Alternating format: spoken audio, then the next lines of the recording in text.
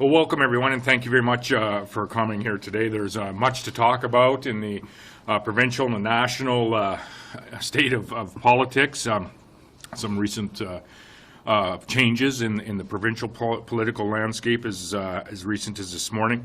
Of course, COVID is still ever present in our nation, our province, and in our communities. And we have the federal government that is in the process of attempting to pass an emergency order that I have indicated is an overreach of power into private citizens' lives, and in particular when we look at the case where we had a number of border crossings that were being blocked. We had police officers that did have the tools available to them to remove the individuals that were blocking those border crossings.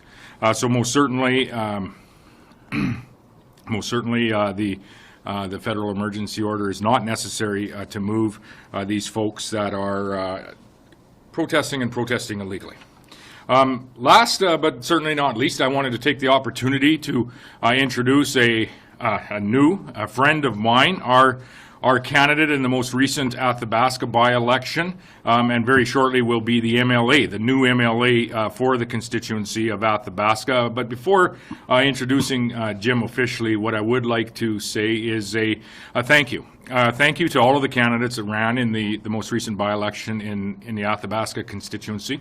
Thank you for putting your name forward. Thank you to your teams that supported you and do all of the work that goes into a by-election. And last but certainly not least, I want to say thank you to the people of Athabasca for participating in the by-election that is there. And I want to thank them for communicating with all of the candidates, and in particular communicating with Jim Lemaigre, our candidate, ultimately the successful candidate, soon to be the MLA, and he, I know, most certainly looks forward to representing each and every one of you in the years ahead. So with that, I just officially would like to introduce the new Saskatchewan Party, soon to be MLA for the constituent, and the first Saskatchewan Party, soon to be MLA in the constituency of Athabasca. So Jim, if you have a comment or two. And Well, first of all, thank you. And I just wanted to say to the Athabasca constituents, leading up to now, like I've visited your communities and sat with your leaders, some in person and through telephone due to the pandemic. But to the constituents that heard me, that I listened to them, I just wanted to say a huge thank you. To my team, I had a great team to support me, and to my family who supported my initiative. And as a result, I am extremely excited to be representing Northwest Saskatchewan, the Athabasca constituency, as we move forward. Thank you. Thank you, Jim. If there's any questions, we'd be happy to take those. Question for both of you. What experts say votes in the North are more for the person rather than the party? I'm curious to get both your thoughts on that and what that means for, is it Saskatchewan Party support, or is it support for you, sir? Go ahead, Jim. I think when I was first initially approached, it was by one of the community leaders that when I sat on council for Clearwater, that saw my work ethic and my ability to advocate as I sat around the table with them. And when it came to be for Athabasca constituency, he asked me if I'd be interested in this. And my approach has always been to reflect on what role that I'm about to engage. And in this case, it was to represent Northwest Saskatchewan. And I was honored to be asked and to move forward. So I think that's a reflection of who I am as much as it is for the constituency. So that's how I got to be here.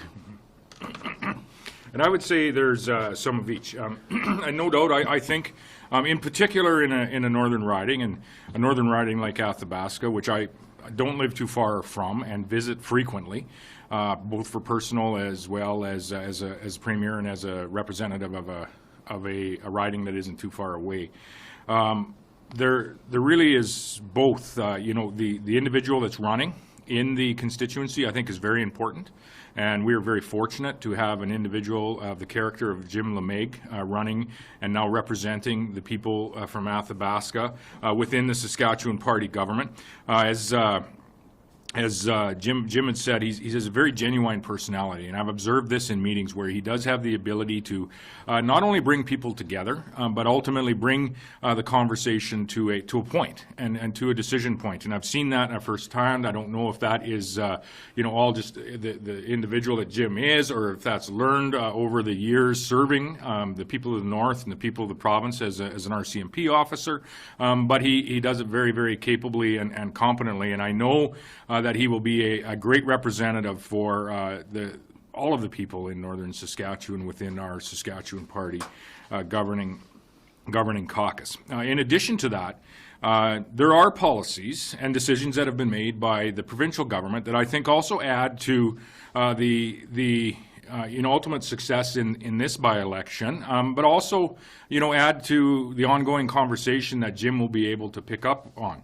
There's been investments in the North, none greatly talked about. Maybe this is an opportunity for us to, really highlight some of the effort that this government has made, working predominantly with local leaders, whether that be in housing investments, in Pine House, in La Loche, in Buffalo, in Isla Cross. There's been substantial housing investments, both provincial funding, significant amounts of provincial funding in each of those communities and more, and federal funding augmented oftentimes, but most certainly and always augmented by the local funding as well.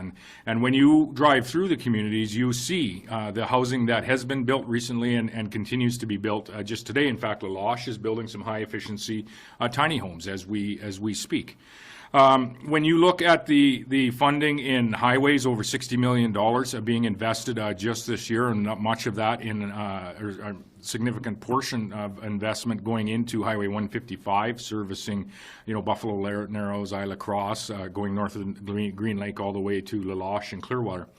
When you look at the investment in education, we have a new school that is in the process of being built also in the community of La Loche. And so, much more work to do, and I'm sure Jim is coming to our caucus with a list of needs like every MLA does, representing their constituents across the province, in this case in the constituency of Athabasca. And I'm confident that Jim is going to represent them and represent them very, very well. And we're just absolutely pleased to have him as a part of our governing caucus. And we thank again the people of Athabasca for working hard to elect them. Premier, this morning NDP leader Ryan Miley announced he was stepping down as Legacy opposition stand. I wonder if you can get your reaction to that announcement. Well, yeah, they're ultimately going to run a leadership race. I said earlier this morning, and I'd say it again, what I see here is really a leader of the opposition that in many ways is following on his sword, the sword of the caucus. The stance of the NDP is communicated by the leader, but is ultimately the decision of each of the caucus members to support that policy. And we know in the case of the NDP caucus, they're all very active with their keyboards, and you don't need to look very far on the internet to find where they stand on the very same policies that the leader of the opposition has continually tried to communicate, and in many ways have not resonated with Saskatchewan people. Most notably, we see it not resonating with the people in the Athabasca by-election. As we go through most recent policies, many of them related to COVID, where the opposition has been virtually entirely focused for the last bit. They've been a very pro-mandate party, have a very pro-mandate policy within their party. They want more public health measures and have throughout our addressing the COVID pandemic. They have spoken often of wanting lockdowns earlier. They want them to be broader to impact more businesses. They want them to be deeper so that they have a larger impact on more businesses, and they want them to be in place longer. Quite frankly, and they've said that numerous times, and I have, no doubt if they were making the decisions that we would likely still have significant lockdowns and public health measures in place for some period of time, not only here today. But what I would say is this. the leader of the opposition, he's principled in his beliefs. He believes these policies that they put forward, as do all of the caucus members. But the leader of the opposition is very principled. And so when you see a few, when he sees a few caucus members that would be standing outside Mosaic Stadium asking for more public health measures to be implemented, in particular on the Saskatchewan Roughriders that play inside that stadium, the leader of the opposition is principled enough that at the first opportunity, he isn't going to a game to crush crush Bow in Pill Country, for example, where you see a number of caucus members that were, including the ones that were outside, asking for more public health measures at the very first opportunity, are inside that stadium participating in whatever they can. And so I would say that in many ways what we're seeing here today is the leader of the opposition who communicates the broader caucus policy that they all agree on and push forward. He's falling on his sword on behalf of his caucus members, and I think there's some responsibility that likely goes deeper than just the leader. He has some comments actually on similar lines. He actually agrees with you in the sense that he's become too associated with measures around the COVID-19 pandemic. That's part of his decision to step down. He capped it, though, saying that you yourself, Premier, have also become associated with those. You frequently talk against introducing more public health measures, often when health professionals have recommended them. Your own comments have, in some cases, you charged, been divisive. Is it time for you to consider stepping down? Do you intend to run again in 2024? Yes, I do intend to run again in 2024, and beyond that, given the opportunity from the people in Roster and Shelburne, our caucus, and ultimately the people across the province. First and foremost, I would say with respect to a number of health officials that may or may not make recommendations, they don't make recommendations to directly to the government. Dr. Shahab works with the Ministry of Health, obviously some in the SHA, and he comes forward with a collaborative discussion on our response to COVID-19, and has worked that way throughout ultimately the pandemic. With respect to being divisive, most certainly, I think, and in particular over the last number of weeks, you've seen myself and other government ministers, come out and talk about how we need to bring not only our province, but in many ways start to bring our country back together through what has been a very divisive time. Again, not only in Saskatchewan, but across Canada and in many cases around the world.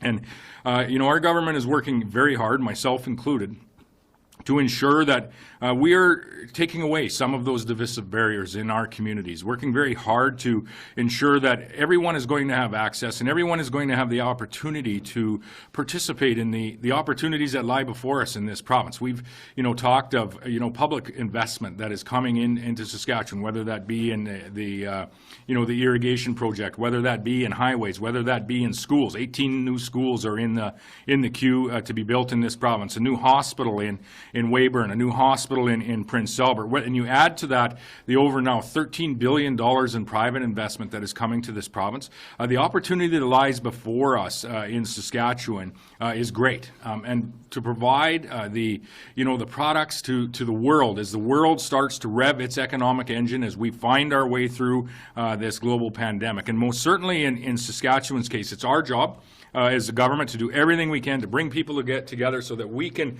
achieve all that we can be. And we're very thankful now in our governing caucus, we are going to have a voice in Saskatchewan literally from border to border to border to border. Are you that unifying voice? You started this press conference by throwing some shade at the federal government. Yeah. You've been pretty critical of theirs. You consulted several members of the opposition. It seems to me that creating division involves reaching out to those you disagree with, and you seem to have not taken that approach in your own rhetoric recently. Do you bear some responsibility for these decisions? Well, ultimately, who Saskatchewan people want to represent them, they are going to decide that at the ballot box. That's the poll that we count, and that's the poll ultimately that is counted. And the most recent poll that was taken in this province, Mr. Lemaigre was ultimately successful in that. With respect to our relation with the federal government, we work with the federal government on numerous occasions. I would point back to early in this pandemic, Saskatchewan chaired the Council of Federation table where we negotiated over a $20 billion transfer from the federal government to the provinces and territories to help us manage our way through COVID. Much of that going to school divisions, much of that going through our healthcare departments, and much of that going directly through to municipalities as well. And so we have worked with the federal government where we can. Ultimately, when the federal government is making decisions that, quite frankly, we don't think they have the reasoning to make the decision in the case of the Emergency Act. We don't think they've met the criteria to be implementing that act. We just simply aren't going to be able to work with them on all the time. This is one of those times where we disagree with, where they are going with the Emergency Act to freeze Canadians' bank accounts, to seize their trucks, to ultimately cancel their insurance when they already had. Given that these protests need to end and the people need to find their way home, they have been heard. They already had the tools available. And one of the criteria of the Emergency Act is that there are no other tools that are available to accomplish this. The tools were there in Windsor, the tools were there in Emerson, the tools were there in Coutts, and most certainly this Emergency Act was not necessary. We also have concerns with respect to the precedent that it may set moving forward. We have concerns that it may be used to track down and freeze bank accounts that people may have, donated a few dollars to a cause that they believed in a number of weeks ago. We have concerns that precedent may be then utilized for, other protests, for example, for maybe those that are funding the very violent protest and confrontational protest that occurred in British Columbia with respect to the Coastal GasLink pipeline, where equipment was damaged and there was a confrontation with a number of employees there. The most confrontational and probably the largest degree of criminal activity that we have seen in any protest over the course of the last number of weeks. And so, if the precedent is there, is that this is how the Prime Minister and the federal government are going to deal with protests that are outside the confines of the law, and we never encourage that, regardless of where or when it's being held. The Coastal GasLink protests should fall under that as well. That's export-related infrastructure and ultimately the Emergency Act. If it's going to apply in Ottawa, it should also apply with respect to the Coastal GasLink pipeline. One other piece I would just say with respect to this is the Liberal Party has introduced this. They're obviously going to attempt to move forward with it. I've called for a free vote in the House of Commons. I think all Saskatchewan residents should be looking very carefully at how their MPs are voting on this extremely important piece of legislation. It's only been, never been introduced in its current form. Was introduced during World War I as the War Measures Act, World War II as the War Measures Act, and the current Prime Minister's father had introduced it as a War Measures Act with the lack of a war at the time, quite frankly. But there is one party that can stop this, and that is the NDP. They can stop the passage of this act at any point in time, and I think they should hear from Canadians. I wanted to follow up on your question, though. You don't believe you're better. I'm sorry, pardon me? You do not believe you're on better individual in the province. It's not fair to my original question. You don't believe it. I don't believe my rhetoric is which? It has been divisive. You reject that. When it comes to the federal government, I will, I've said this from the day I was elected leader and previous, I'm going to stand for what is right for Saskatchewan people. When it comes to, even conversations with the opposition, yes, we are going to agree from time to time.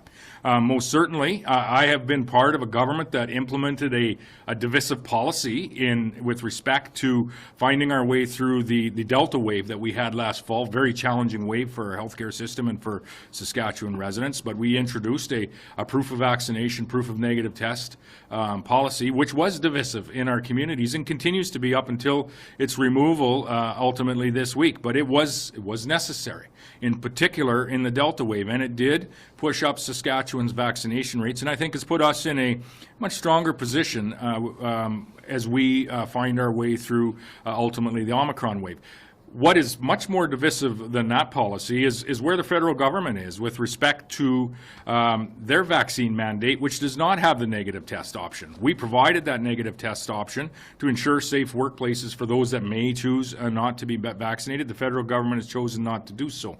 In addition to that, I think if you look at the last number of weeks where our government and every other provincial government has put forward a plan to either reducing or eliminating their public health measures in the weeks and months ahead.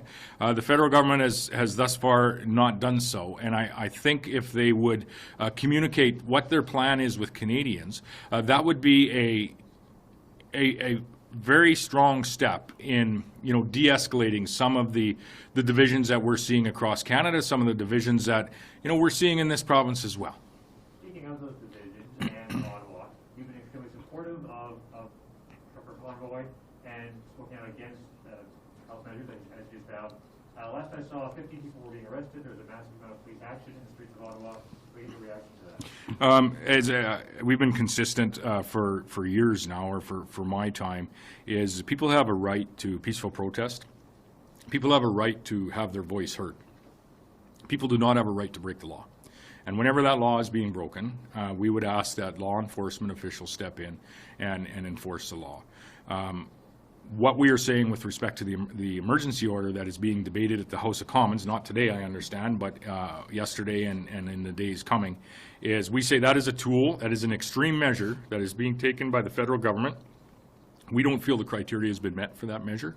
We feel that the law enforcement officials do already have and have proven to have the tools to remove any of these illegal protests that have been present. I would further say, and thank you, to the RCMP in Saskatchewan and I would say across Canada, municipal police forces in Saskatchewan in particular, Regina Police Force, Police Service, and our provincial law enforcement agencies that have been involved as well. We have not had any occupations in this province at the border or in any other place. They have our law enforcement officials at all levels have reached out time and time again to those that are involved in having their voice heard in a peaceful and legal way. And they most certainly have, for the most part, not 100%, but for the most part, have abided by the laws that ultimately are in place. I understand there's an additional rally coming to North Portal this weekend, and I would just ask all of those involved to, you have the right to have your voice heard. You have the right to a peaceful protest. However, the Emergency Act is in place, and I would hope that each of you has communicated with law enforcement or with those involved in your convoy to ensure that your voice is being heard, and it's being heard within the confines of what the law is today. What about some of the people in the Ottawa convoy? Reporters, most outlets have linked many of them to far-right causes, far-right beliefs. We've seen swastikas there. Yeah, maybe I'll speak a little more to what is factual with respect to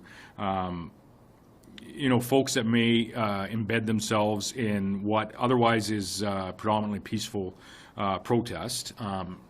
Maybe within or outside the confines of the law. If it's outside the confines of the law, most certainly the law should be enforced. But what happened this past week at the Coots border crossing, very, very serious incident. Credit to the RCMP and all of those involved in, first of all, finding out and being able to zero in on where there were a small group of individuals, well, it's big enough, group of individuals that had embedded themselves in what was otherwise a number of people trying to have their voice heard on the broader divisions around COVID across this country. RCMP were able to go in very quickly, neutralize those that had quite other intents with respect to the broader individuals that were attending the convoy. And what we saw the next day was a number of folks, everyone else that was left, that was there to have their voice heard, not with these much more nefarious and serious intents, actually deconstructed the convoy, did not want to be associated with that group, deconstructed the convoy and found their way home. That is, I think, how this should go. If there are similar people that are involved in the convoy in Ottawa, most certainly I trust that law enforcement is going to deal with them and deal with them appropriately. They have, no compassion from this government, and I think in fairness, no compassion from Canadians. There's a large difference, regardless of what the motive of the protest is, where the protest is being held, or when the protest is being held. When there are people there to have their voice heard on whatever is important to them, they have that right to do so and do so legally. When there's, individuals that embed themselves in a protest with, much more sinister plans, they most certainly need to be, removed and charged as per whatever charges are available to the RCMP, the local law enforcement, whoever that might be. And that's what happened in Coots. If the same is the case in Ottawa, I would expect and have faith in our OPP, the Ottawa police, as well as I understand the RCMP involved, that they will act accordingly. And I certainly hope that everyone's safe with everything that's going on there today. I want to ask you one more question about the pandemic. Dr. Wasko, very prominent doctor, very well-liked doctor among his colleagues, and the leader of the SHA is making the point. He says he's burnt out from the pandemic, from his leadership roles as well, but also says it's been very disheartening seeing your government not follow medical advice. So I'm curious, I put it to you, what is your government doing to retain healthcare workers? Well, I think first of all, I think I'd say thank you to Dr. Wasko for his service, not only in the SHA, but I think he cut his teeth back in the day in the Minister of Health's office, Minister McMorris's office, working as a ministerial assistant. And so thank you very much, Dr. Wasko, for your service, and to all of our frontline medical healthcare professionals working in facilities right across this province for what they are doing day in and day out. When it comes to recommendations to the government, as I said, Dr. Wasko was an employee of the Saskatchewan Health Authority. Dr. Shahab provides the recommendations and provides advice to the government of Saskatchewan on any public health orders, and ultimately they do go out under his signature. The SHA does not provide that direct advice to the government of Saskatchewan. The SHA is in the business of operations and delivery of healthcare services here in the province. The advice is provided from public health through Dr. Shahab and his team. And so ultimately that's the structure that we have, that's the structure that we continue to operate on. With respect to recruitment and retention of physicians, if we go back, a number of years, and in some ways this is what I was involved in as a volunteer previous to my election provincially in 2011. When this government had the honor of serving as government starting in 2007, we had a tremendous shortage of physicians right across this province, and we've worked very hard at changing how we recruit, how we retain, and how we train physicians here in Saskatchewan. We're doing the same with nurses. We're doing the same with our nurse practitioners as well. Increasing training seats for all of the above. You're going to see continued investment in just that, not only the existing training seats, but increasing many of these training seats as well in the months ahead. We're all familiar with what we have done at the College of Medicine, at the Academic Health Sciences Building here in Saskatoon, the expansion of the physician training seats from 60 to 100, residency seats from 60 to 120. We're just starting to see the fruition of that effort today, as it was done a number of years ago, and as our students find their way through that, through their ultimately their education.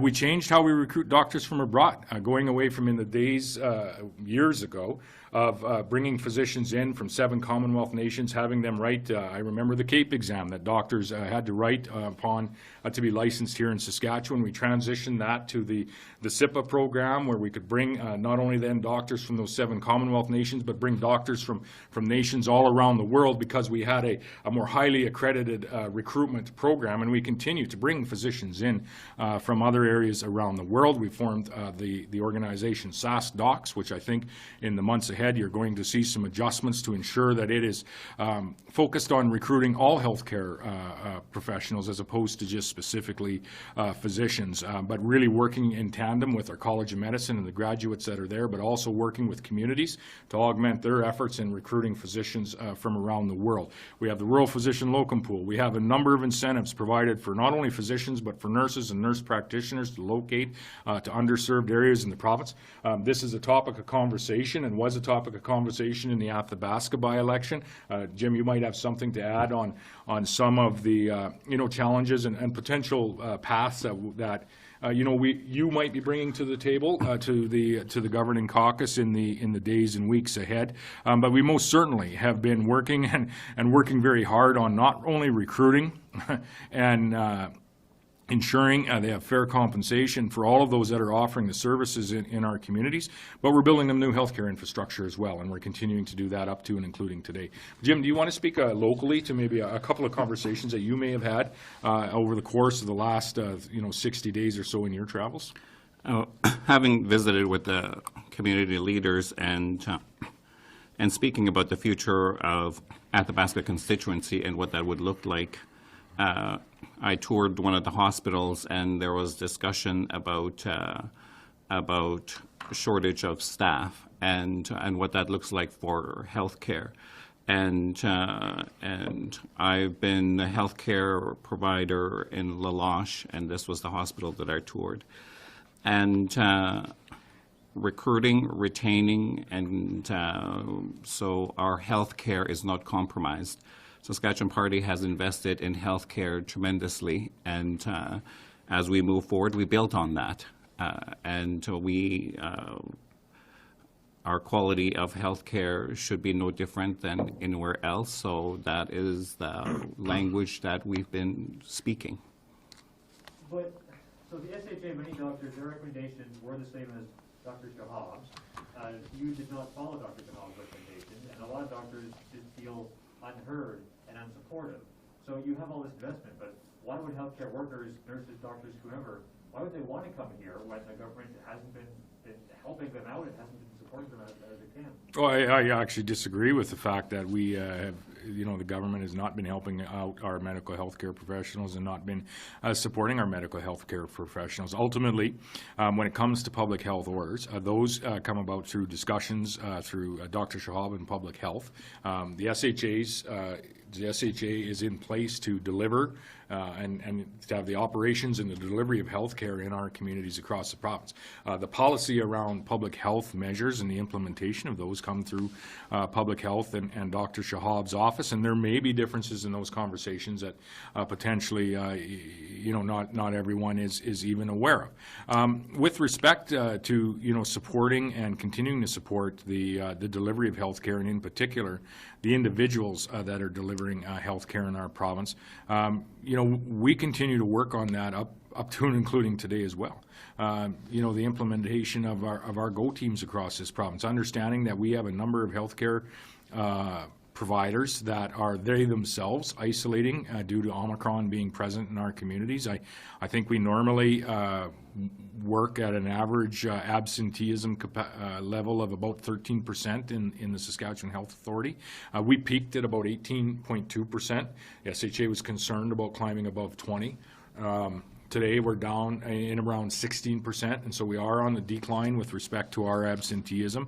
But we've provided those GO teams. We've looked as to can we bring international applicants into the healthcare facilities while they're waiting for the approval of their certification to help in our facilities. Maybe not even in the capacity of which they applied, but maybe they can come in and help in our long-term care homes for as an example. We've looked at students, we've looked at retired healthcare professionals coming back and serving, and all to augment and to really support our frontline healthcare folks that are working in our facilities across the province. We have one other challenge that we are turning our eye to now as well, and that has to do with our rural healthcare facilities, and this is a challenge in areas that I represent, and I know areas that Jim very shortly is going to represent officially as he's sworn in as the MLA for Athabasca, and that's to ensure that all of our rural healthcare facilities are up and operating. And so we have had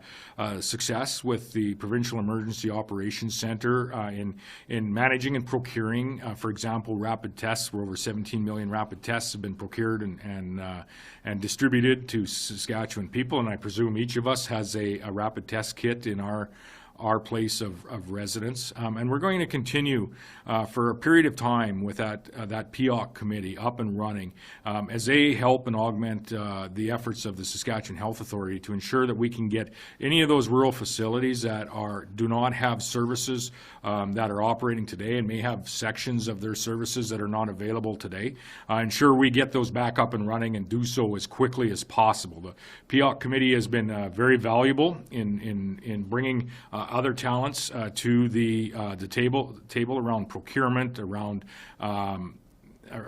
allocating specialized staff across the province, and we feel they'll be able to bring some of those talents to the table to ensure that we can get the few rural healthcare facilities that currently are missing some services up and running at full service sooner rather than later. And so we continue to turn our eye to finding our way through this Omicron wave and ensuring that healthcare access is as available as it can possibly be, whether you're in Isla Crosse, La Loche, whether you're in Buffalo Narrows, or whether you're in one of our major centers. We've got time for a couple last questions. Sure. Our COVID death rate has doubled in the second week of February, and it's shaping to be one of the deadliest months that we've had in this pandemic. Record hospitalizations. What's your reaction to that? Yeah, the fatality rate that was released here for this past week, I'd say most certainly is concerning. It's increasing week over week. The Minister of Health, I talked to him as recently as this morning with respect to continuing his conversations with Dr. Shahab around just that. I would take note that Dr. Shahab, I believe yesterday, had made some comments with respect to it appears that our numbers have peaked and are on the decline. I mentioned our absenteeism numbers in our Saskatchewan Health Authority appear to be ultimately on the decline. Our hospitalizations globally continue to increase some degree. However, the rate of those that are hospitalized due to COVID is not increasing as quickly as our global rate. So that does mean that COVID is ultimately present in our community. And I think Dr. Shahab had said yesterday that he expects the hospitalizations to start to decline in the days ahead. And I believe I also heard him say that he also expects that in the weeks ahead that our fatality rate will start to decline as well, as it is a lagging indicator. But I would say, first and foremost, to all families that have experienced loss, whether that be ultimately the significant loss of a loved one that may have had COVID, or the loss of some time with an individual that may have had to spend some time in a hospital and may still be struggling with some of the ongoing impacts of having a very severe COVID outcome. I think it's incumbent on all of us as we move to, yes, communities that are going to be more open and more back to normal, that we're still respectful of one another. Most certainly respectful of the individual choices that each of us are making, whether or not we're wearing a mask, whether or not we're vaccinated, that we're respectful of one another's space, and most certainly treating one another with the, precisely the same respect that we would like to be treated with in return. And I think that's really over the course of the next couple of weeks, each of us should take some time to just understand how we are going to ensure that we are doing just that. Anticipating a rebound in infections and hospitalizations after all restrictions are removed at the end of the month. Is that something you're concerned about, or Dr. Shahab? And what supports is the government providing to overwhelmed hospitals? To hospitals, across the province. First of all, our provincial healthcare capacity, the number of people in hospital continues to decline relative to our capacity. We're up well over 90% a couple of weeks ago. I believe we were 91% of our provincial hospital beds that were inhabited by individuals, and I believe this week we're down to about 86%.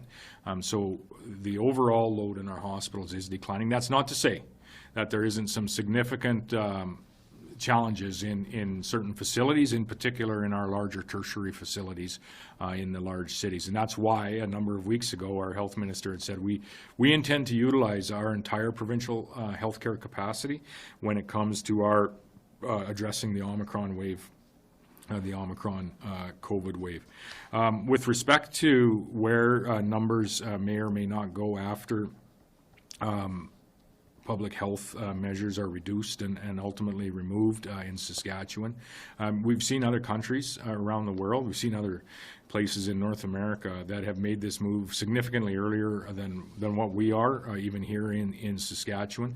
And you do see a decline overall in the numbers, notwithstanding some localized, outbreaks that will cause some blips or some movement in those numbers, but an overall general decline in not only the numbers, but the hospitalizations and ultimately all of the severe outcomes of COVID. And so it's something I think that we all need to watch, and it's something I know for a fact that Dr. Shahab will be watching and watching very closely. But what we have seen in general terms in most other places that have made moves to reducing and removing restrictions is a general decline in all of the metrics with respect to COVID-19. And you don't have to go too far away from here, and not too long ago where I saw 70 or 80,000 people come together for a Super Bowl game in North America. And not saying that's right or wrong, but I'm saying there's other jurisdictions that have preceded even Saskatchewan with respect to this.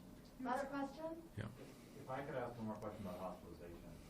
They're at very, very high levels. Doctors and staff of all stripes are telling us they're exhausted and tired. Surgeries are being affected. Some places like Lemaigre are not doing certain surgeries because they don't have enough operating room nurses to do them in the first place. So we've met the benchmarks of high hospitalization and disruptions to routine services, including closures in rural centers, by the way. Those are the very metrics that your government set as being the bellwether for when measures would be necessary, for when intervention is necessary. And we're now about to drop public health restrictions, including wearing these, as well as self-isolation, in less than 2 weeks. Yeah. So I really have to wonder, why not just wait a little bit longer? What has changed in your calculus that those benchmarks that your government set no longer apply? Well, with respect to hospitalizations, I just said that, overall with respect to our provincial capacity, we're operating at about 86% of our provincial capacity is being utilized today. Impacted by absenteeism, loss of staff? And I also said that our absenteeism is actually reducing. The Saskatchewan Health Authority has some supports to offer those frontline healthcare workers. Go teams, for example, have been deployed, to my understanding, in certain areas, but maybe not in all areas. But with respect to, the health minister's comments a couple of weeks ago, we are going to utilize our provincial capacity, understanding there are going to be some localized challenges. You mentioned Lloydminster, for example.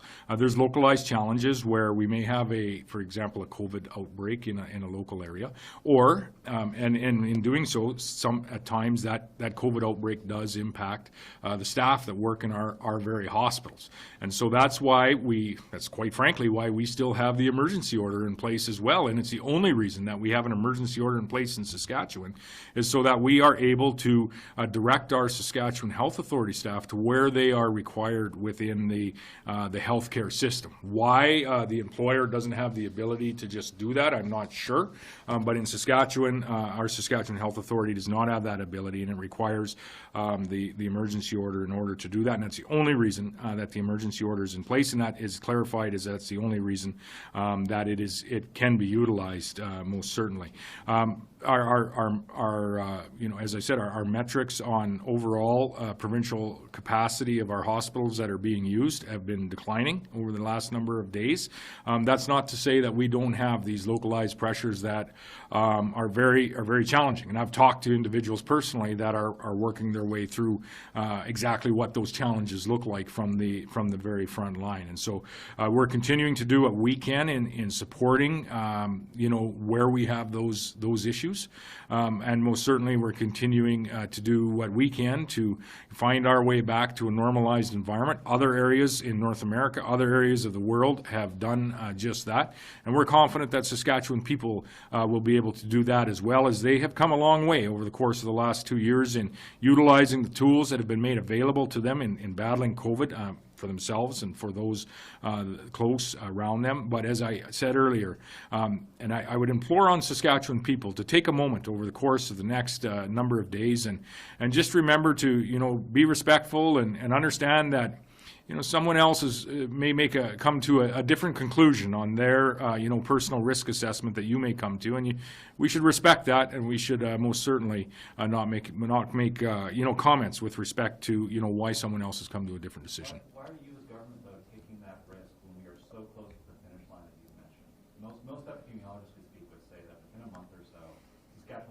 very strong position to do what we're proposing to do. It's just the timing.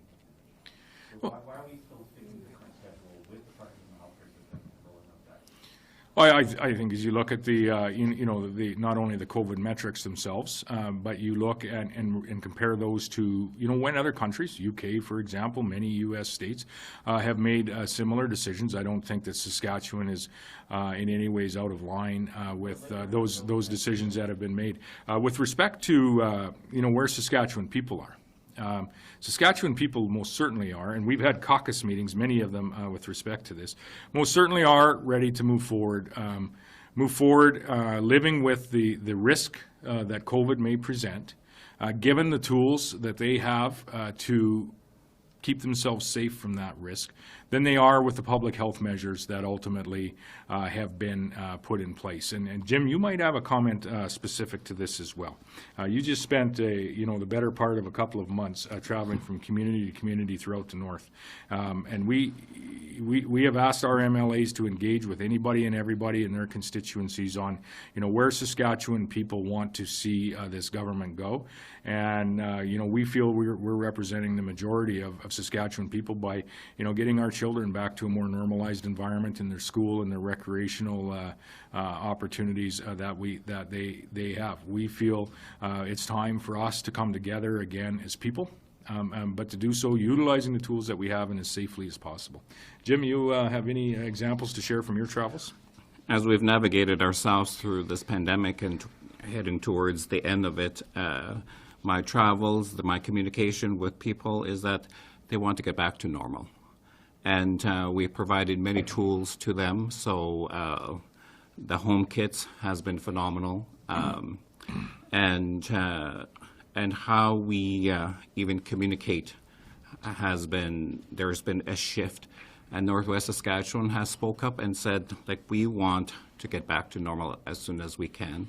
Early stages of the pandemic, we've been hit hard, but the Saskatchewan government has invested and gave us the tools, so as we move forward, we can get back to a degree of normalcy, and that's what the people have been asking for.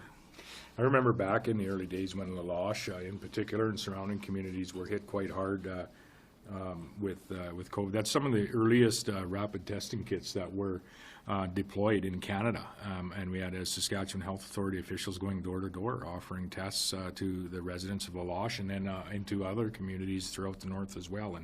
And so Saskatchewan has been at the forefront of adopting whatever tools are available and adopting them as quickly as possible. That includes rapid tests, vaccinations. It includes early intervention treatments such as monoclonal antibodies over the last number of months, and now Paxlovid. And we're going to continue to make any tool available to battle this pandemic in our communities in our province available to Saskatchewan people.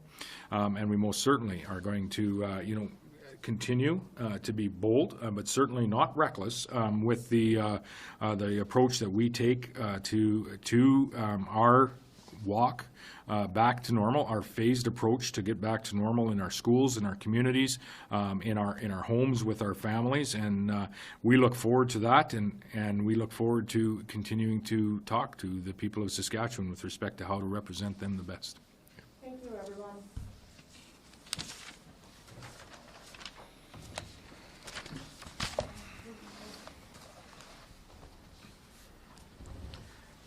Thanks, guys. Thank you. Have a good weekend. Oh, yeah, is Monday a holiday? Yeah, you should probably hang out with your family for a bit. We'll meet them.